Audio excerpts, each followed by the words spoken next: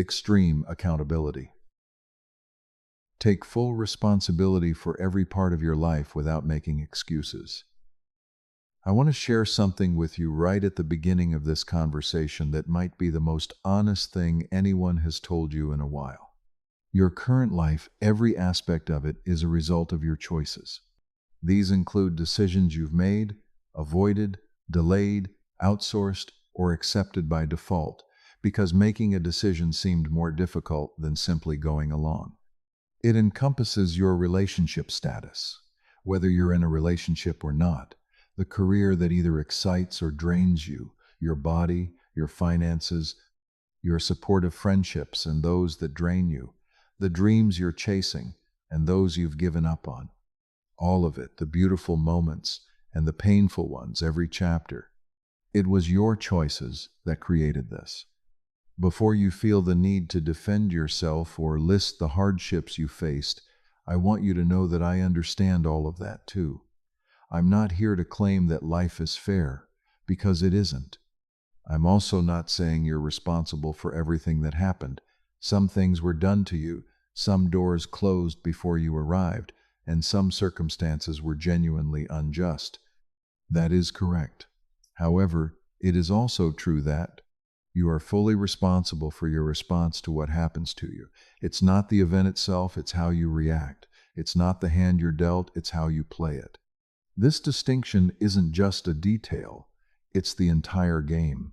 Today, we'll discuss extreme accountability, not the punishing or guilt-inducing kind, but the liberating type. This form of accountability, when genuinely embraced, hands you the reins of your life and reminds you, here. This has always been yours. It was waiting for you to take it. Are you prepared to begin? If so, let's get started. The alluring appeal of the excuse. Before improving, it's essential to understand what we're replacing clearly. The tendency to make excuses, shift blame, and attribute externally is not a character flaw or weakness.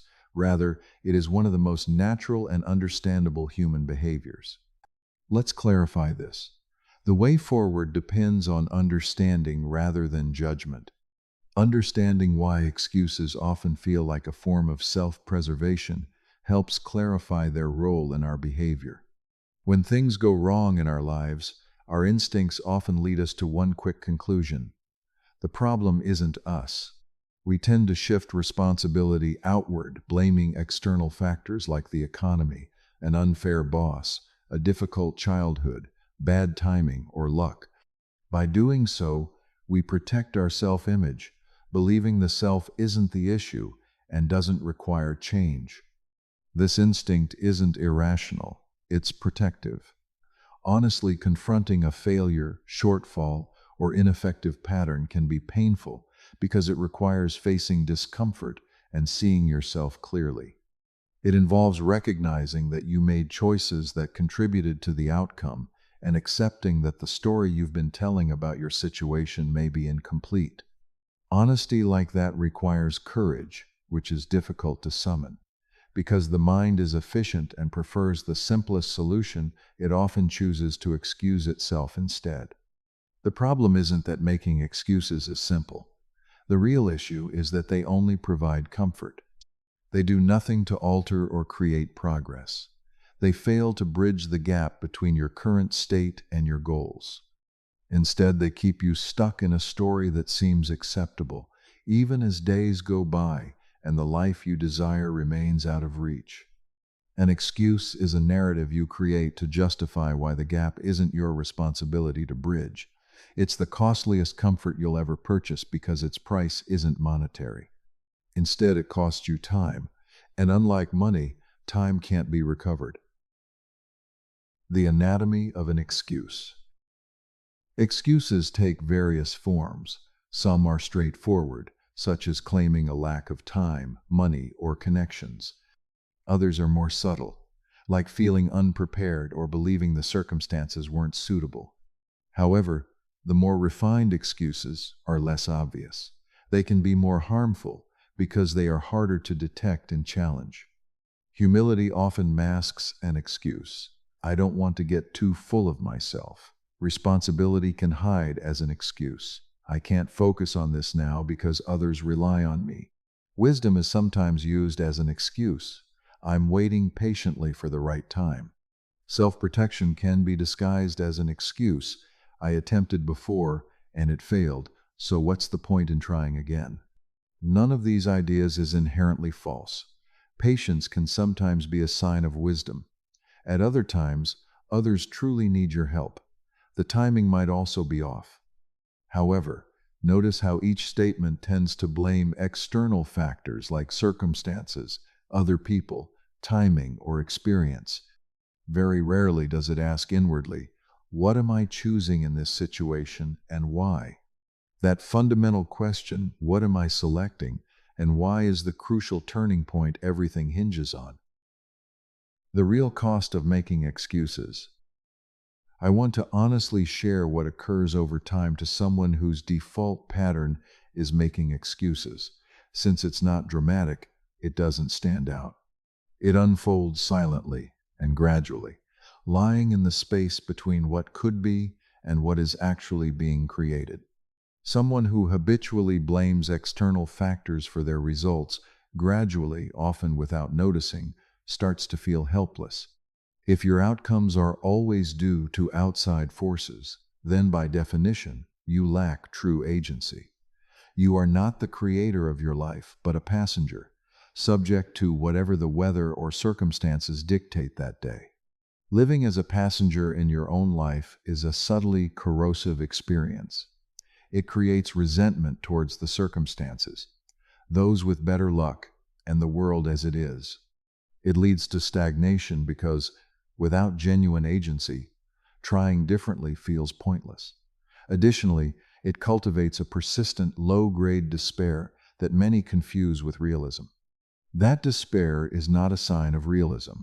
Instead, it is the natural emotional response to losing what you value most: your agency, your authorship, your ability to choose and make changes. Someone who constantly makes excuses doesn't experience true freedom. While they may feel secure, that security is conditional, and it prevents them from fully embracing success. If they refuse to accept their failures, they can't genuinely celebrate their victories. True accountability requires mutual responsibility. Without it, accountability isn't real. What truly signifies extreme accountability? Now, let's develop the actual concept, as extreme accountability, when correctly understood, isn't what most assume it to be. This misunderstanding stops many from adopting it. When people think of extreme accountability, they often imagine an unyielding inner critic, similar to a drill sergeant in their mind. It involves constantly pointing out every mistake and insisting on perfection that is impossible to attain. They picture sleepless nights spent in self-blame and a life lacking grace, self-compassion, and acceptance of imperfection. To be clear, this isn't what I mean. I want to be equally explicit about what extreme accountability isn't as I am about what it is. Extreme accountability does not mean self-punishment. Self-punishment and accountability are distinct concepts and do not lie on the same spectrum. Self-punishment implies that failing makes you bad, and the appropriate response is to suffer. It centers on past mistakes, fixating on the event, which breeds guilt, shame, and paralysis. Most importantly, it doesn't bring about change. Suffering for a mistake doesn't undo it or improve outcomes. It merely causes pain under the guise of justice. Accountability involves acknowledging that an event occurred, accepting your part in it, and wanting to clearly understand your role to make better decisions in the future. It looks forward, emphasizes growth, and provides clarity, learning, and action. This approach transforms everything because understanding your role in an outcome is essential for taking on a different role next time. The true emotional foundation of genuine accountability isn't guilt, but ownership. These emotions differ significantly. Guilt tends to be heavy and cyclical. It keeps returning to the incident. In contrast, ownership is decisive and focused. It analyzes the situation, comprehends it, and then progresses. Accountability without self-compassion isn't true virtue. It often acts as self-harm masked as discipline. Genuine accountability accurately reflects the situation, and once you see things clearly, you choose your next step. The emphasis is always on what follows. Extreme accountability isn't about blaming yourself for everything. This is an important distinction. Extreme accountability doesn't imply that you're the source of every difficult situation in your life.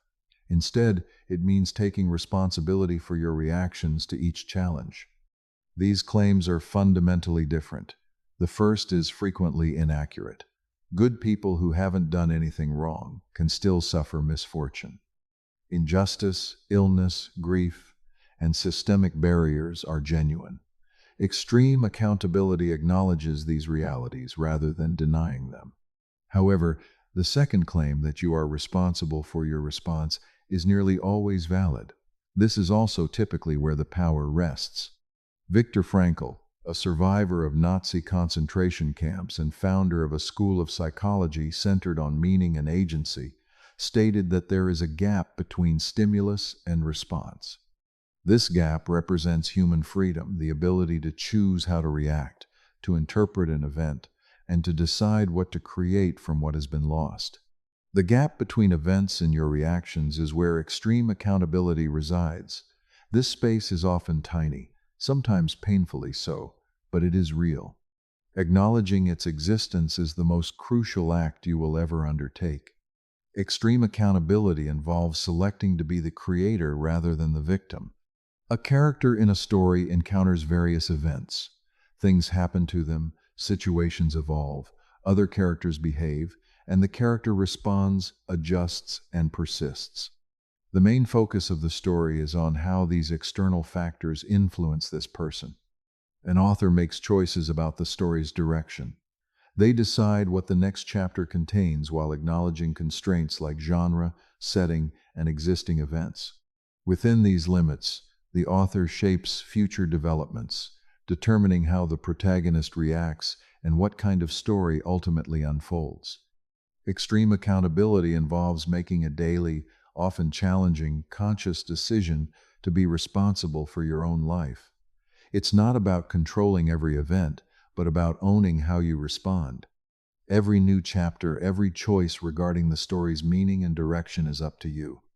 That decision, when made sincerely and consistently followed, transforms everything. You cannot control every event in your story, but you are the sole decision maker for the kind of person you become. Embracing extreme accountability involves making a conscious choice each day to be someone who actively chooses instead of passively letting events happen to you. The 6 domains of complete ownership. Extreme accountability isn't merely a concept, it's a behavior you actively practice. Please focus on applying it to the areas of your life that matter most. Let's get specific. Most people, when honest, tend to give up some of their authorship in 6 key areas, where externalization has become deeply ingrained. Reclaiming ownership in these areas will bring about the most significant change. Domain 1. Your time. Time is the domain where excuse-making occurs most frequently. "I don't have time" is arguably the most common phrase in today's world and is rarely scrutinized. Here's the truth about time that many people avoid confronting. Everyone has the same number of hours in a day as those who accomplish great things. The key isn't time itself, but the decisions made during that time. When you claim you don't have time for something, what you usually truly mean, if you're honest, is that it isn't a high enough priority for you to change your plans to accommodate it. This isn't criticism. Priorities are real and valid. Different seasons call for different amounts of time for various things. Language is crucial. Instead of saying, "I don't have time," remove your agency, which can come across as passive. Say, "I am choosing not to prioritize this right now." This rephrasing puts you back in control, allowing you to question whether your choices align with your goals. If they don't, you can decide to act differently. Take full responsibility for your time. Not only the hours you deliberately plan, which are simple to claim, but also the hours lost to distraction. Acknowledge the evenings lost to your phone and the mornings you slept through despite promising to do otherwise. Do this without guilt, but with awareness. Gather information you can leverage to create a different future. Time isn't something that merely runs out on you.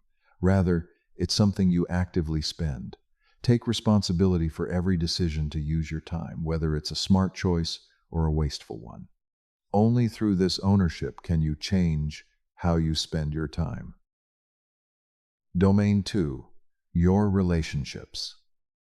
This domain involves the most complex externalizations because relationships inherently include other people. Others do things hurting us, disappointing us, changing, leaving, failing to meet our needs, communicating poorly, and carrying their own wounds into our space. In relationships, it's tempting to hold the other person entirely responsible for the relationship's quality, thinking it depends on how they communicate, whether they show up as needed, or if they would change that one thing. But what extreme accountability demands in relationships is, what is my part in the dynamic I am going through? Not everything, not even most of it, just your part, because it's the only part you can truly change. Did you clearly express your needs, or did you assume they would be understood without discussion? Did you establish your expectations for how you should be treated early on, or did you accept less and later feel resentful? Did you meet this person in the way you hoped they would meet you? Did you resolve small conflicts before they grew into barriers, or did you let them accumulate? In truly harmful relationships, did you choose to leave, or did you stay and shift the blame for the pain onto someone else's staying? Taking responsibility for your role in relationships isn't about blaming yourself for every conflict. It's about being aware of your own contribution to each situation because, no matter how small, that part of the dynamic is yours to influence. Domain 3. Your health. This is the area where most people experience the greatest guilt and come up with the most elaborate excuses. Therefore, I want to handle it with particular care. Some health conditions are genuinely beyond a person's control and are neither chosen nor preventable. Illness can impact anyone, even those who live healthily. Genetics and healthcare access play significant roles. My aim is not to judge anyone's body or decisions. I'm here to ask you to honestly distinguish between what is genuinely beyond your control and what you've been pretending is outside your control because ownership felt overwhelming. Over time, the body mirrors the choices we make, such as sleep, diet, movement, stress management, and dealing with addictions. These are deliberate decisions, though not always easy. Difficult situations may force us into tough choices, but ultimately, they remain choices. The most responsible choice for your health isn't adhering to a particular standard. Instead, it's being honest with yourself about your choices. Reflect on your daily habits that influence your body and energy levels, and ask, is this the outcome I want? If not, commit from today onward to make different choices. Not perfect or dramatic, but each small, honest, and accountable choice counts. You can't negotiate with biology indefinitely. The body truthfully records what you provide it. Being highly accountable for your health isn't about perfection. It's about having the courage to face that record honestly and adjust your habits accordingly. Domain 4. Your finances. Money is often connected to shame in ways that make honest accountability difficult. Unlike accountability, shame doesn't lead to positive outcomes. Let's remove shame from this discussion and concentrate on the facts. Most financial difficulties arise from two primary sources: circumstances and choices. Circumstances vary widely. Some people contend with systemic inequalities that make achieving financial stability more challenging. Others are recovering from disruptions such as illness, job loss, or family crises, which can derail a stable financial trajectory. These circumstances are genuine and impactful. However, in almost every financial situation, there are underlying choices. These include decisions about spending, saving, the financial education received or overlooked, conversations about money that were or weren't held when necessary, and habits related to income and expenses developed over time. Extreme accountability in finances means not blaming yourself for being poor or struggling. Instead, it involves honestly asking without defensiveness or shame what aspects of your current situation you are willing to take responsibility for. Consider what you are spending and deeming necessary and whether those decisions are truly out of personal choice. Reflect on any gaps in your financial knowledge that you've used as excuses to avoid involvement. Also, think about the conversations you've avoided because facing the real numbers felt worse than staying uninformed. Face the numbers. Own what you discover. Then, from a place of clear-eyed ownership, decide what the next chapter will be. Domain 5. Your growth. Growth, whether intellectual, professional, personal, or spiritual, is frequently blocked by the excuse of not enough time, but the real solution is always about setting priorities. However, there's an additional aspect to consider.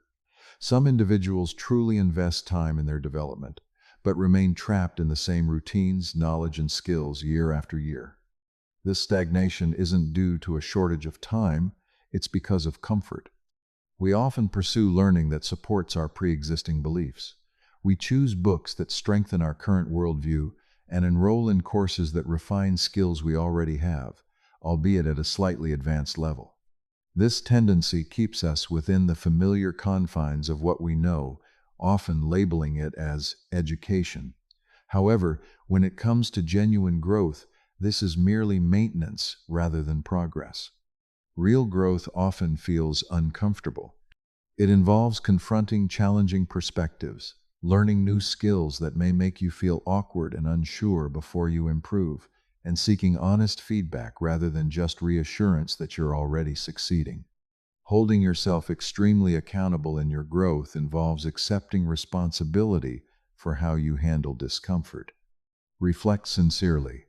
Are you seeking out learning experiences that truly push you, or those that make you feel clever without necessitating change? These are distinct goals, and only one genuinely fosters growth. The version of yourself 1 year from now is being shaped today by the books you read, the discomfort you're willing to face, and your openness to feedback. Approach this process with intention. Your growth doesn't happen randomly. Every step is a conscious choice. Domain 6. Your inner life. This is an area that's seldom discussed in conversations about accountability, yet I believe it might be the most important one. Your inner life, including the quality of your thoughts, the stories you tell yourself and about the world, your emotional patterns, fears, unresolved grief, and lingering resentments is largely influenced by your choices. Often these choices happen unconsciously. Nonetheless, they are still choices you are making. Extreme accountability in your inner life isn't about controlling your emotions. Emotions are informational, not decisions. They emerge, provide insights, and warrant acknowledgement and respect. How you manage your emotions, stories, and fears is ultimately a choice. The narrative you've been repeating about why you're not capable of achieving more is a conscious decision to keep telling it. The resentment you've held on to for 3 years is a choice to continue nurturing it. The anxiety that has become so ingrained it feels like a part of your personality is also a choice. There's an opportunity within there to stop questioning whether it truly benefits you. Embrace your inner life not by insisting it change, but by honestly examining it. Ask yourself, which patterns am I continuing and which am I prepared to let go of? Seek support through therapy, practice, sincere conversations, or reading anything that fosters a new inner experience. As the inner life is interconnected with the outer life, it acts as its foundation. Your thoughts, stories, and beliefs are the seeds that give rise to all external outcomes. Treat your inner world with the same care and responsibility as you do your external one. The daily practice of full responsibility. Philosophy without action is merely superficial. Here are 3 practical steps you can begin immediately, not someday, but tomorrow. Remember, extreme accountability isn't a distant goal. It's a daily commitment. Practice 1. The Evening Ownership Review. Each day, take 10 minutes, not with self-criticism, but with genuine curiosity to reflect on the day from the perspective of accountability. Ask yourself 3 questions. First, where did I choose today? Where did I make a conscious, deliberate decision that aligned with who I say I want to be? These are the moments to recognize and build on. Second, reflect on where I deviate today.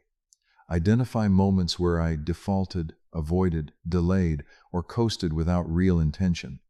The goal isn't self-punishment, but awareness, recognizing what took me off track. This understanding allows me to predict similar pulls tomorrow and choose a different path. Third, where did I assign blame today? Where did my reflexes jump to an external excuse before I asked myself what my part was? This is the toughest part. But it's also the most revealing, because the areas where the blaming instinct is strongest are nearly always the spots with the greatest potential for growth. 10 minutes, 3 questions, every evening. Consistently practicing this for months is highly effective. Practice 2. The Ownership Reframe. This is a straightforward but impactful linguistic exercise. Each time you notice yourself saying or thinking a sentence that deflects responsibility, such as, "I don't have time," "They made me feel," "It's not my fault," or "If only the circumstances were different," pause and reframe your thought. Reframe it using your preferred language and sense of ownership. I am not available because I am intentionally spending my time elsewhere. They made me feel like I am responding to this situation with a specific emotion because I choose to. It's not about blame. Fault doesn't matter. What will my response be? The reframe isn't about denial. It doesn't mean pretending circumstances or others' actions don't affect you. Instead, it involves extending the sentence by adding a second clause that refocuses on your own role. Practice this regularly, and within weeks, you'll observe a change in how you perceive your own agency. It's not due to a change in your circumstances, but because of a shift in your relationship with them. The language you choose to depict your life isn't neutral. It either empowers or diminishes you. Sentences that end with external causes distance you from your story. Please rephrase such sentences to showcase your presence to everyone clearly. Practice 3. The Accountability Partner. Everything we talked about today gains greater impact when practiced within a genuine community alongside someone who shares the same commitment. An accountability partner isn't a cheerleader. Their role is different. While a cheerleader boosts your confidence, an accountability partner focuses on honesty. They observe, ask the tough questions you might avoid, and hold you accountable to your commitments, especially when excuses start to seem convincing. This requires trust, which involves choosing someone willing to be honest with you, even when honesty is difficult. It also includes reciprocity, you doing the same for them. If you don't currently have someone like this in your life, it serves as a form of accountability to seek out. Building or finding such a relationship is crucial, because those who sustain high levels of accountability over the long term usually don't do it entirely on their own. As we near the conclusion of this conversation, I want to summarize what I see as the key point of everything we've covered today. Extreme accountability fundamentally represents an act of love, particularly love directed at yourself. I realize this might seem unusual, considering how serious our discussion on ownership is. No excuses, just authorship. It can feel tough and even harsh. The culture of accountability often tends to be strict and unforgiving, embodying a grind at all costs, no mercy attitude that offers no warmth.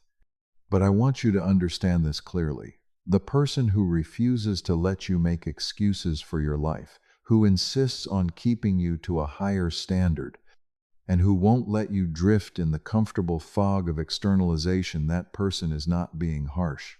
They believe in you. They are saying, you are capable of more than this. The story you are telling is smaller than you are.